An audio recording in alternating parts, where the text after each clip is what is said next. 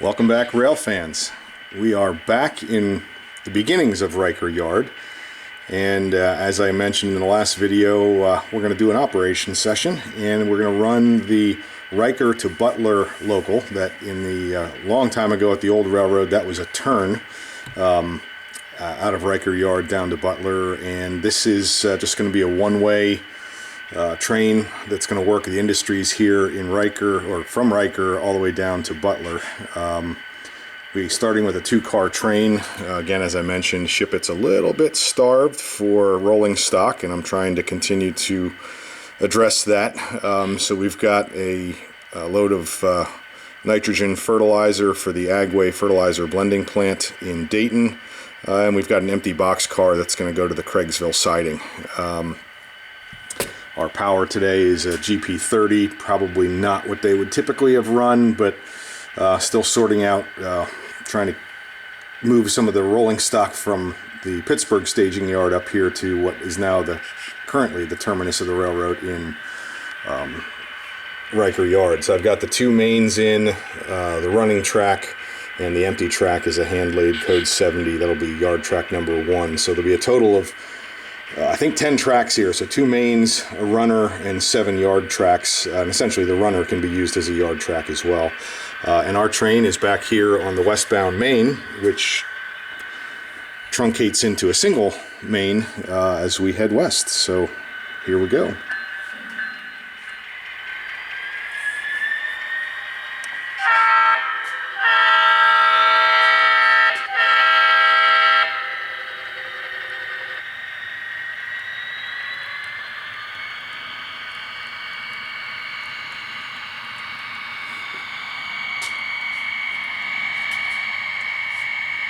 I think I'm just out of range on the wireless. That's why I was having a little trouble there.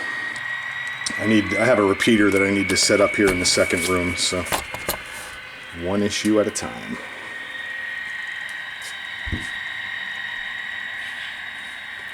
So here we head down the grade into Simpson Tunnel.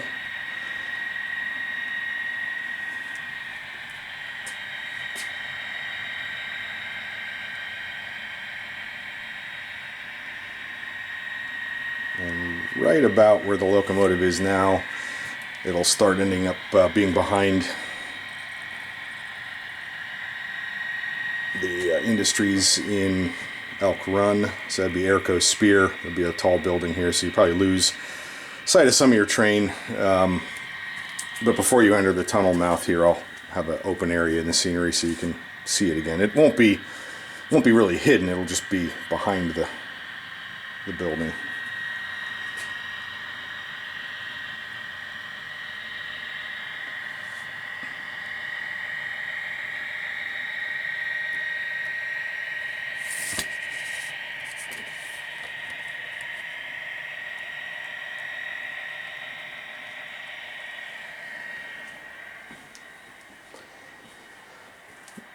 Coming into the town of Valier, and there is a single coal mine here in Valier.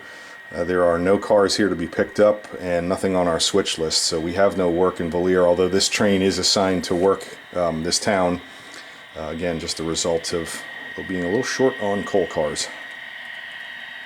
But that should soon begin to be remedied.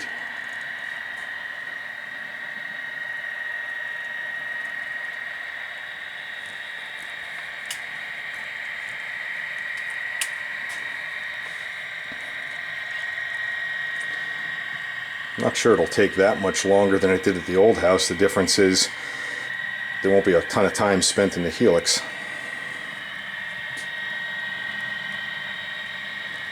So it should be more enjoyable to follow your train the whole way than lose it for several minutes in a 4-turn helix.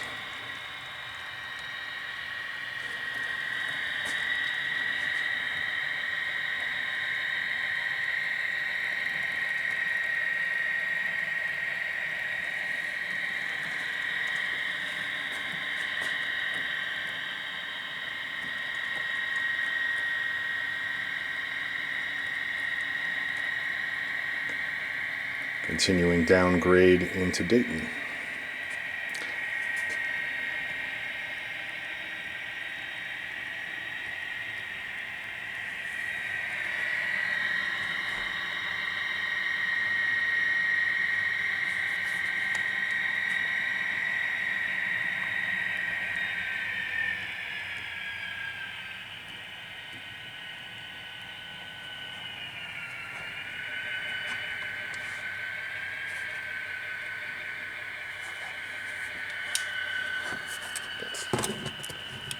siding here.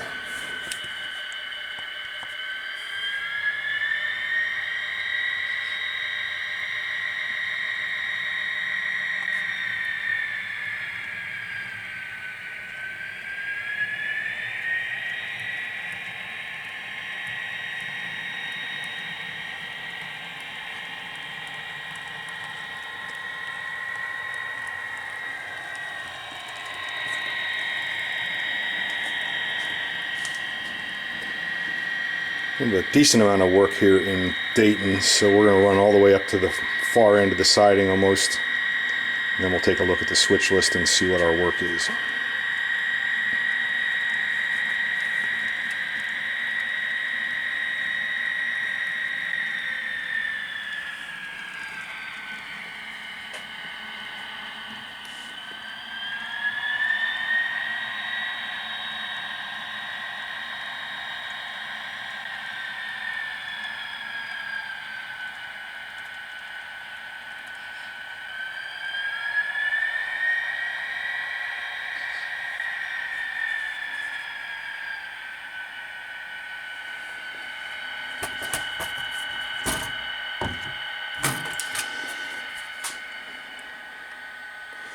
Okay, here in Dayton we've got the 4 loads of coal to pick up from the Harmon Tipple, which are in the siding right behind us, that we just pulled up next to, and our covered hopper full of fertilizer, nitrogen fertilizer, goes into the fertilizer plant, the blending plant, which is a facing spur over here. So that is all the work we need to do here in Dayton, but that'll require us to run around our trains. So I think I'm going to do that first, and we'll shove this fertilizer car into that spur.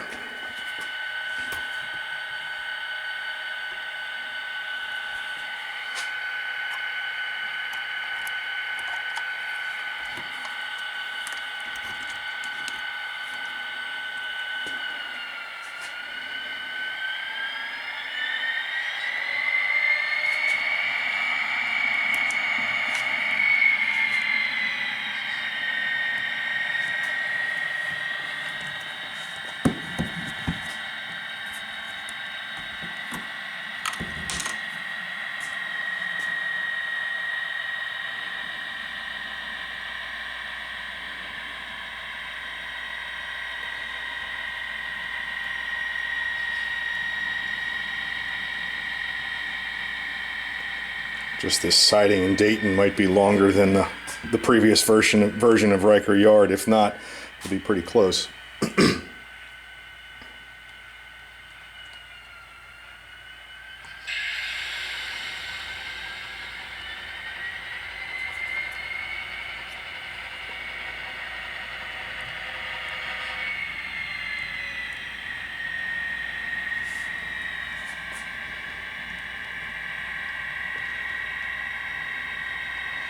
Still need to build places to put paperwork and clipboards and things of that nature, but in time.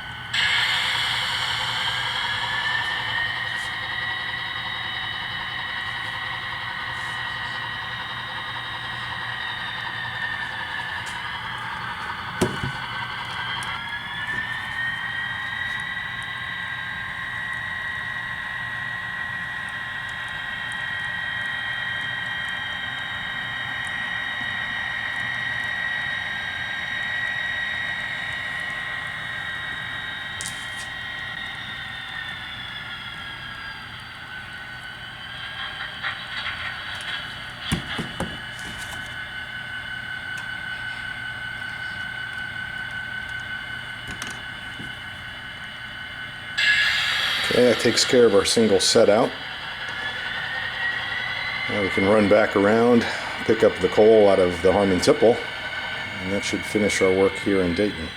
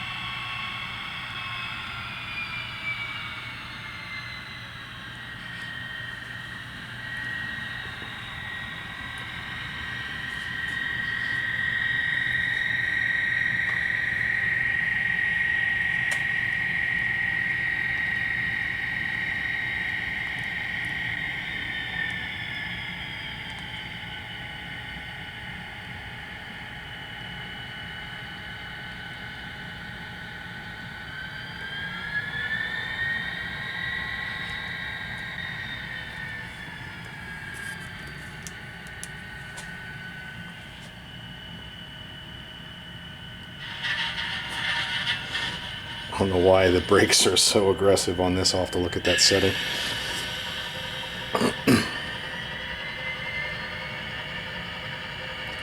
Rusty from lack of use.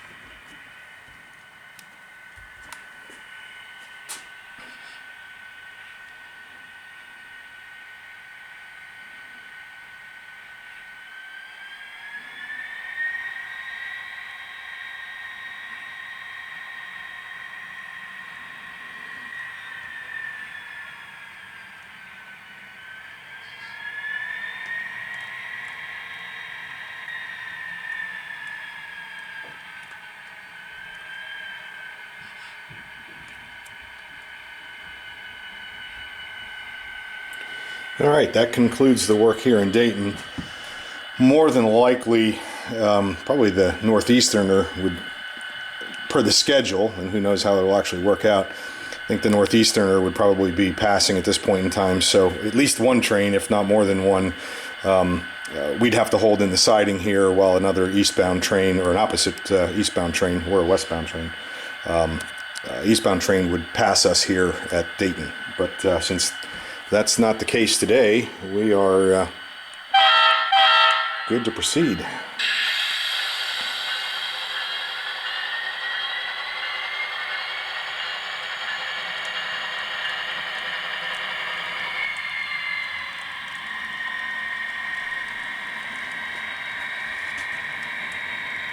Work our way down the Dayton grade into Echo.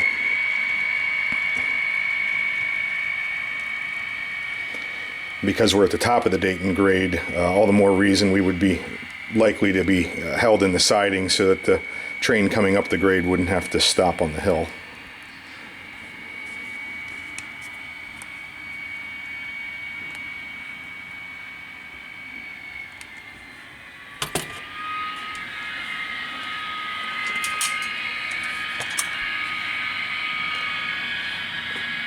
Even with a short train, I imagine they'd be in dynamic brakes going down the grade.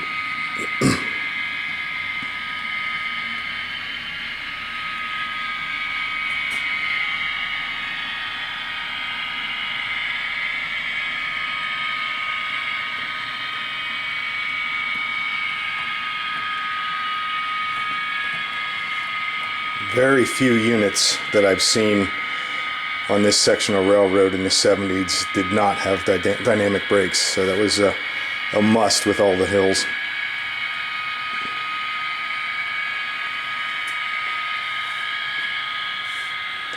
Every now and then you'd catch one in the middle of the consist with no dynamic brakes, but that was pretty rare.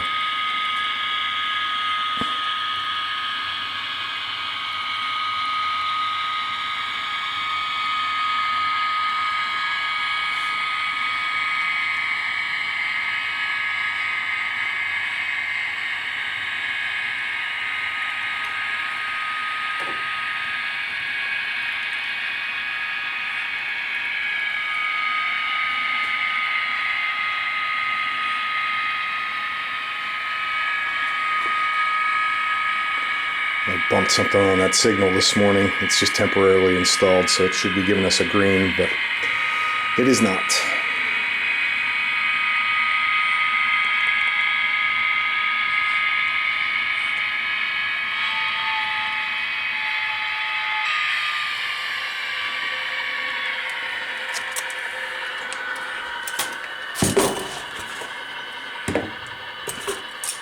All right, looking back at the switch list here in Echo, we have a little bit more work to do.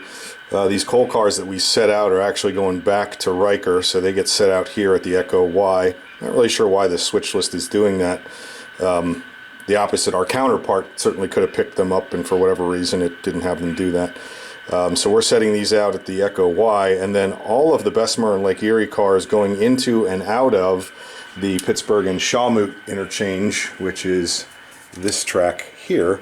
Those were all left. They were pulled off of the interchange track. The loads were. So the loads are the first three here on the Echo Y siding, and then these three empties now get set out there. But the loads we'll take with us. The empties we're going to set out at the Mosgrove interchange. So probably what we ought to do is bring our train onto the branch.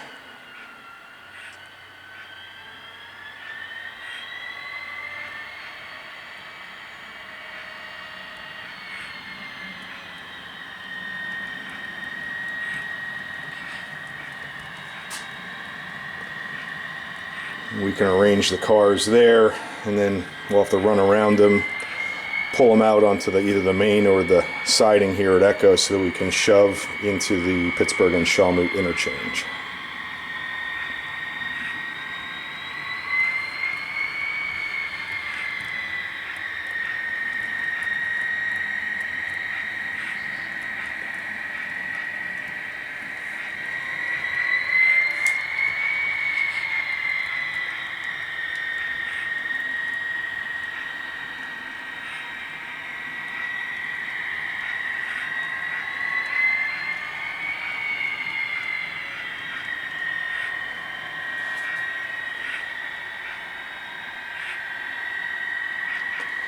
doing this operation on the head end of the branch here would leave the main and siding open as long as possible for all of the activity, adding helpers and so forth going up the Dayton grade.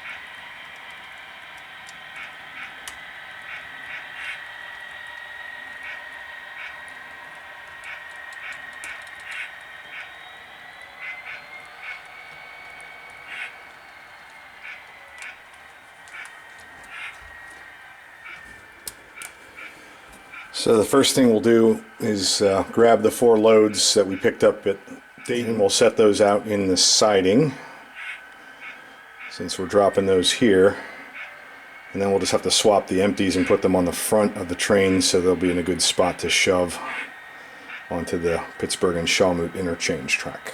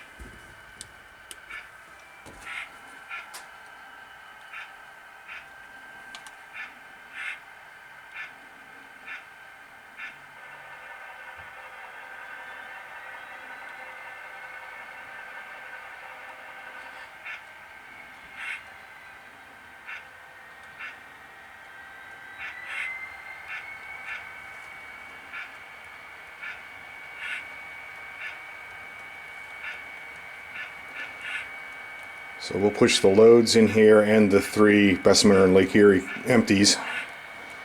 Then we can put the 3 Bessemer and Lake Erie loads that we're taking with us against the boxcar. And that'll set us up for the interchange work.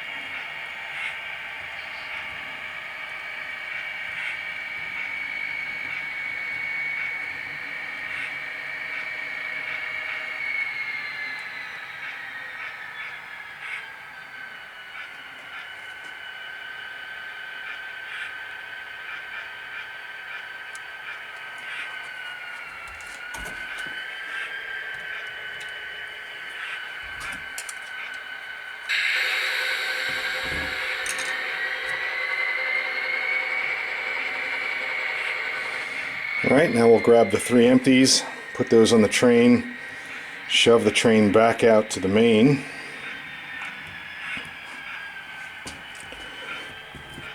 And then we'll have to run around on the Echo siding.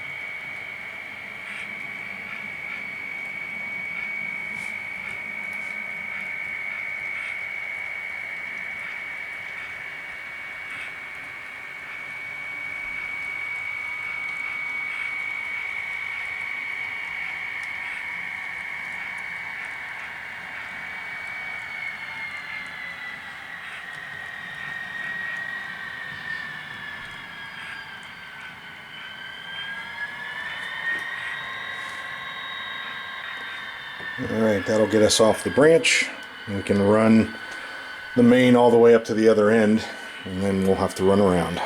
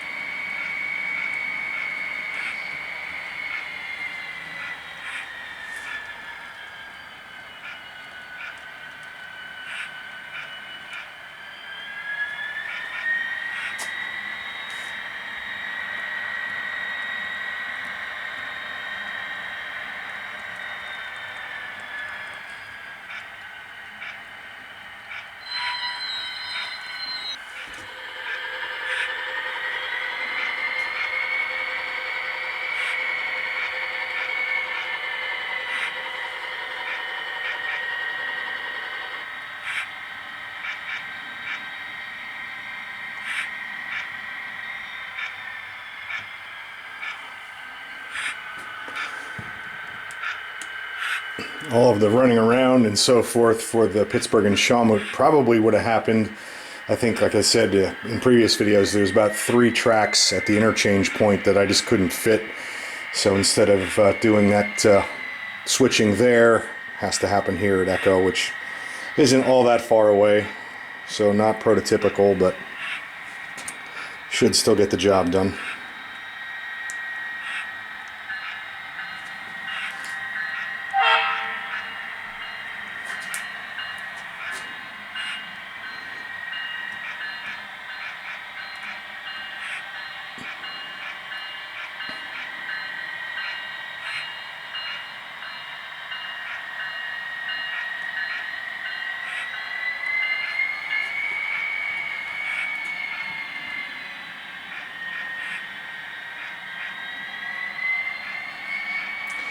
It's quite possible we'd have to wait to run around our train here, as another train might be going through getting a helper attached. So even though this is taking a decent amount of time, probably going a lot quicker than it would if we had other traffic involved.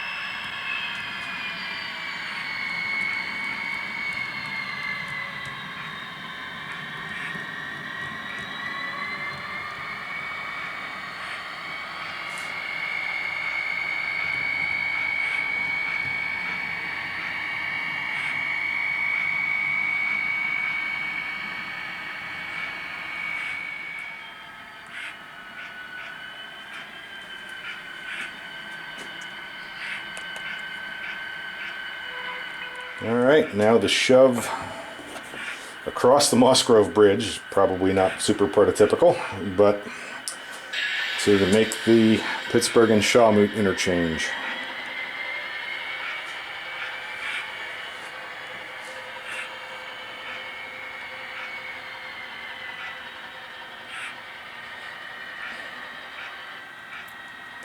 If the train is short enough, which in this case it probably is, this also possibly could be done in the Craigsville siding, which is the town west of Mosgrove. So it'll be interesting to test it out a couple different times and see which way works the preferred way.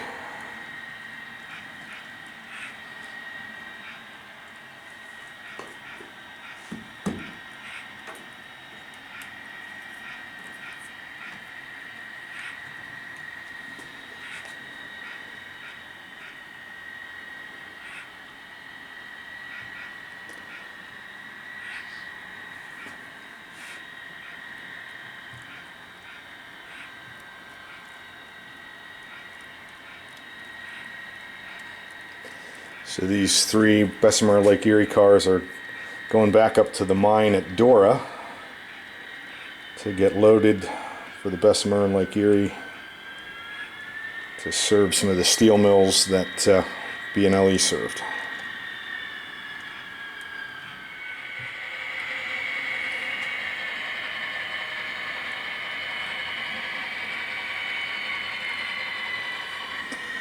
I've got photos in Mike Zolich's book of, I think, 2 or 3 Pittsburgh and Shawmut SW units working really hard on what looks like maybe a 10 or 15 car train, pulling it up the hill to this interchange point. This interchange track holds 7 cars, I think. There's 3 sitting there now. So, a little truncated, but not terribly so.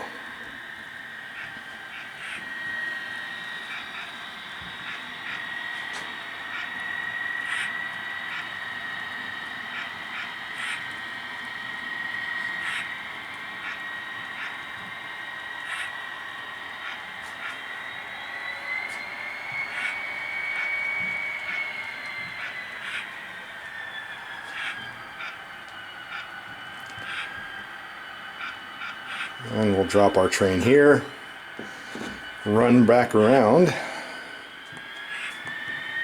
and we'll head to Craigsville, which is the last town we work before we get to Butler.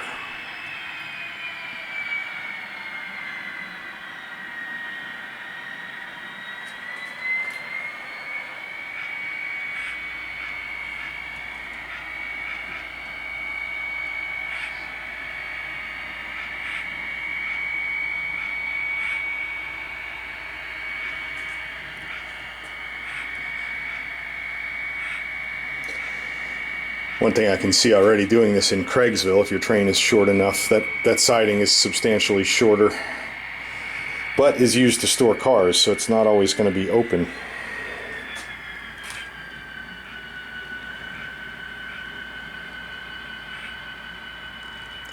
But if it is, it takes a lot less time to run around probably.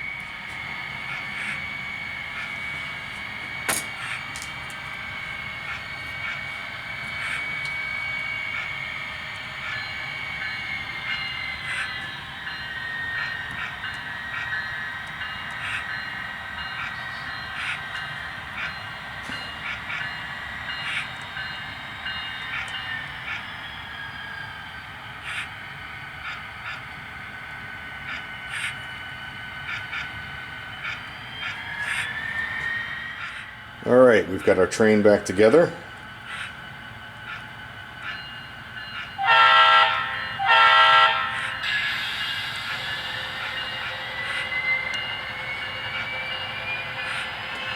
And we'll head to Craigsville.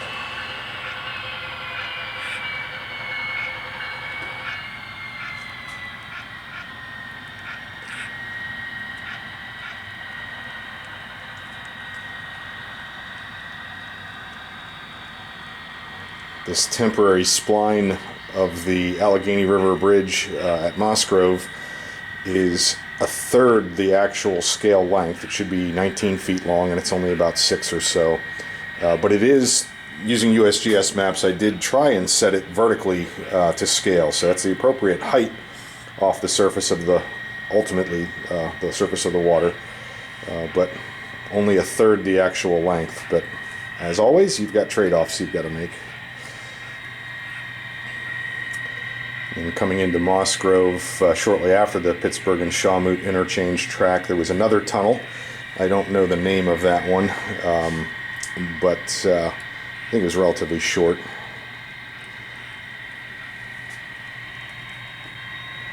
And there's a slight grade at this point going up.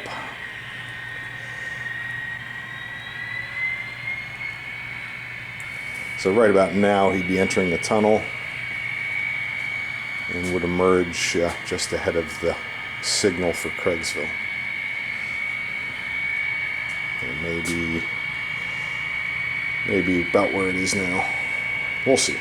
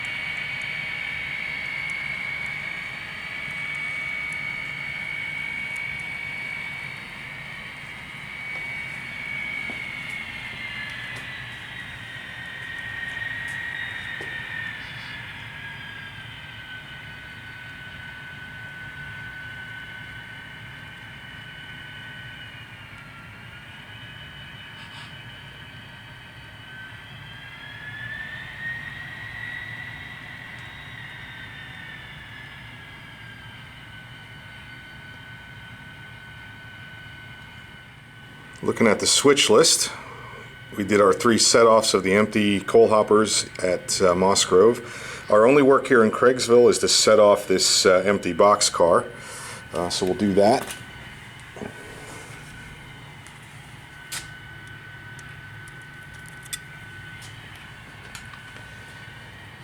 As I've mentioned before, I think in other videos, the siding here at Craigsville was wiped out entirely by a derailment in the 60s. But I've removed a few towns from the modeled portion of the railroad, so I put the Craigsville siding back in simply because of the branch being here. There were some industries that I didn't want to eliminate. So rather than model the accurate siding somewhere else, I moved the siding here, or I just am modeling as if it hadn't been destroyed. But this siding in particular, not in the prototype, but in my model, is going to be used just to store cars. So this box car actually will probably go back up to the Agway fertilizer blending plant. But right now it's an empty and is poised to do that. And as we know, we set out that covered hopper up there, so they wouldn't be ready for the box car anyway.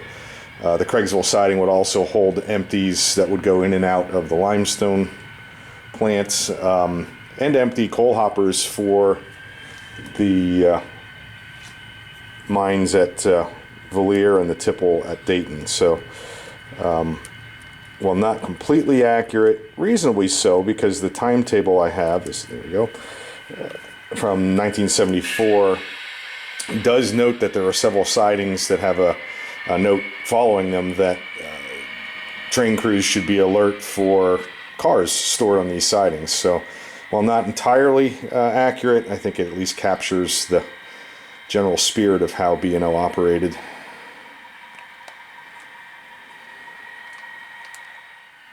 So this set out is our last piece of work before we terminate in Butler.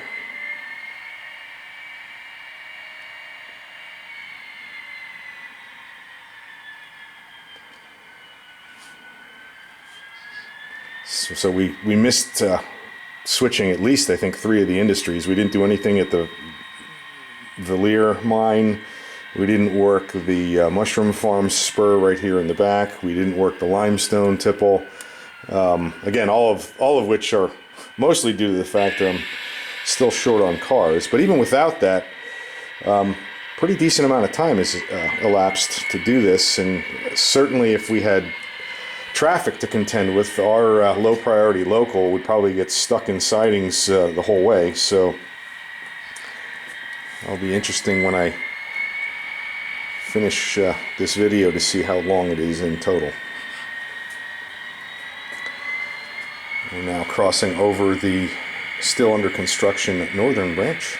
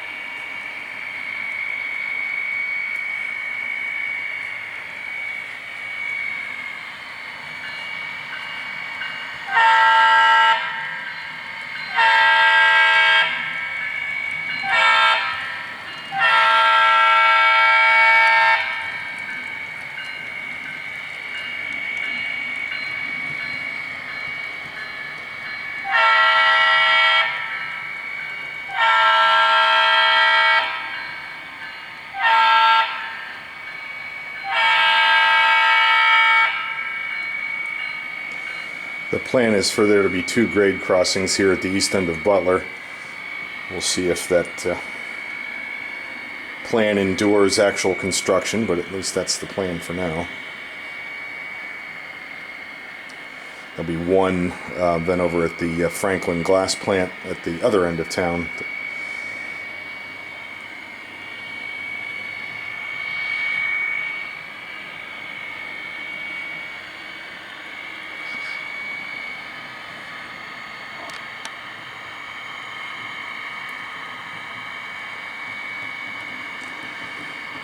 Since it looks like the Butler crew is out getting a cup of coffee and won't be available to help us terminate this train, I think what we're going to do is run up to the other end of the main and set these 3 cars out on the far siding, and the Butler crew can come grab those at their convenience.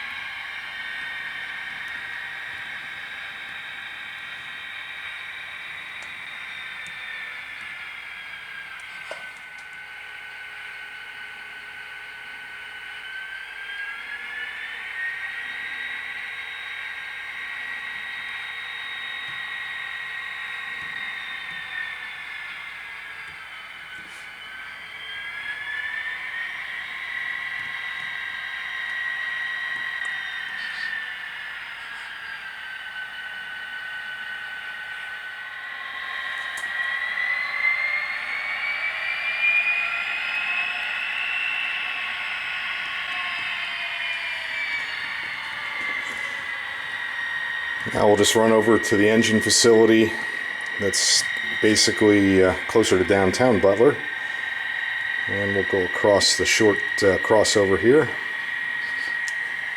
get us back onto the runner, and then we can run right into the engine service facility.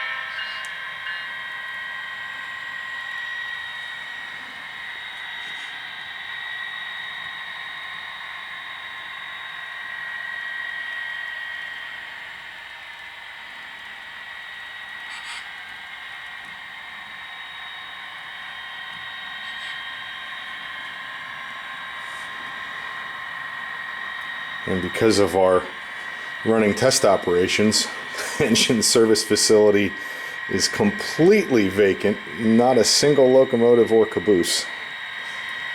And I've already had to recycle a few power sets for return trips, so more power and cabooses will be needed.